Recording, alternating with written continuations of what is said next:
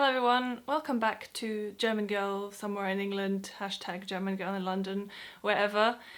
Today's video is going to be about things that I wish I had known before buying a house in England. If you've been following this channel for any amount of time, then you probably know that I moved from London after about 8 years last year to Kent to buy a house.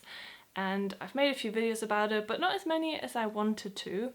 But basically, I've now lived in my house for nearly a year. I have now been the owner of a house for nearly a year. And I just recently sort of started looking back onto the mortgage, the buying process as a whole. And today I just wanted to give you some things that I really would have appreciated knowing or knowing more about before embarking on the big adventure that is buying a house here in England. Before we get into that, I just wanted to let you know that today's video is sponsored by Skillshare. Thank you so much, Skillshare, for sponsoring this video. If you haven't heard of Skillshare, have you been living under a rock? But Skillshare is an online learning community where you can literally take classes on pretty much everything. So because, like I just said, I've been in my house for nearly a year, I've particularly been interested in interior design because I'm slowly making my way through the house. So I've really been enjoying the interior design masterclass by Boki Kwok. I really hope I'm pronouncing that right, which is just a really quick class that gives you sort of the basics of interior design, and I think that's really, really helpful. But there are classes on so many other things. I had a look and there are classes on learning German, so if that's something you're interested in, then Skillshare is a great place for you. Also, if you know me, then you know that I used to work as a photographer. So I had a look at the photography classes and I found a really great one, which is called The Fundamentals of DSLR Photography by Justin Bridges. So I would really recommend that one. So yeah, I think it's a great time right now to learn some new things, and at Skillshare they always add new classes and most classes are under 60 minutes, so it's really easy to kind of fit it in your schedule, and it's super affordable at under £10 a month. So I really recommend it, and if you want to try it out for free for 2 whole months, which I think is a great trial period, like most other places only give you like a week, then you can click the link in the description and get 2 months free for the first 1,000 people that click this link.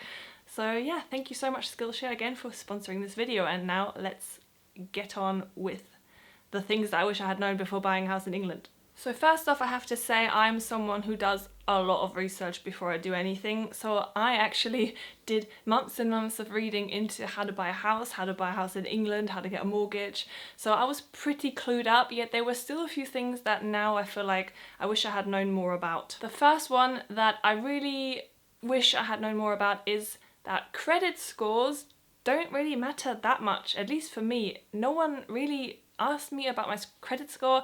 I never talked to the bank about a credit score. No one told me what my credit score is, so it just never came up in the whole mortgage process, which took about 3 months. Credit score never came up even once, and this is probably the main thing that I was reading about prior to buying a house. It was always like, oh, you need to build up your credit score. You need to have a credit score above this and that. Your credit score is super important. That's the first thing they're going to check. Did not happen for me, and I talked to a few other people and it did not happen for them, so I don't actually think that the credit score is that important. Obviously I can't say for sure that they didn't check it. I mean, I'm sure they did a credit check on me, but I'm just not sure that the actual number and all that stuff is really all that important. I never actually talked directly to my bank that actually lended me the money, ever. I don't think. It all went kind of through email, through our advisor, because we had an IFA, an independent financial advisor. I talk more about this in my video that I made pretty much right after closing on the house, which I will link below if you're interested in that. But yeah, credit scores, somewhat overrated in my opinion. Thing number 2 that I wish I had known about before buying a house is definitely the insane money laundering laws here in the UK, I guess, at least here in England. So I know it's important, I know we don't want money laundering, but I did not quite realize how strict it would be. So even if you get gifted money, example from your family, your solicitors have to track where that money comes from. So I knew that I had to go under some money laundering stuff. So they wanted 3 months worth of bank statements, and I had to kind of just be accountable to everything. So I got, queried about certain withdrawals I've made. Maybe I took out like 50 quid in cash somewhere and they were like, what was that for? Or maybe I got paid freelance for something and they queried that. So it was already quite, you know, confusing. But for me, my dad gave me a little bit of money towards buying the house. But I didn't quite realise, I mean, he lives in Germany, and I didn't quite realise that it went that far that he then also had to give our solicitors 3 months worth of his bank statements. And because my dad is self-employed, he has his own business, they kind of needed proof that it is his business, so they needed like an incorporation statement, which in Germany is a little bit different than here, and they basically needed insight into both his personal and his corporate bank accounts, and it was this huge thing over not a lot of money, and it just did not seem worth it. And if I had known that that was going to happen, then I probably would have not accepted the gift, because I'm pretty sure that in Germany there is an exempt rule for gifts, like money gifts, that they do not fall under like money laundering. But I might be wrong, this is something I heard and something that my dad told me.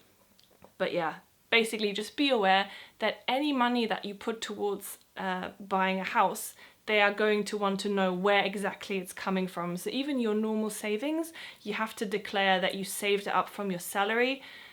And if you just have random money, then you need to explain where it comes from. Definitely something I wish I had known more about, and I really wasn't that aware of how in-depth it was going to be. Thing number 3. This is kind of an obvious one, and I did somewhat know about this, but you just don't understand it, I think, until you actually own a house, and that is that it is a lifelong project.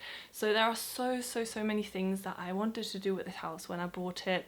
There are still so many things I want to do now, but it's just never ending. It seems like when you get one room done, something else comes up, and then after a few months, that room that you just did, you want to change it again, and it's almost like you have too much opportunity and too much possibility, because obviously in a rented flat there are a lot of things that you're just not allowed to do. But now that I own my own house, I can really do pretty much anything, as long as I don't need like building permission or something.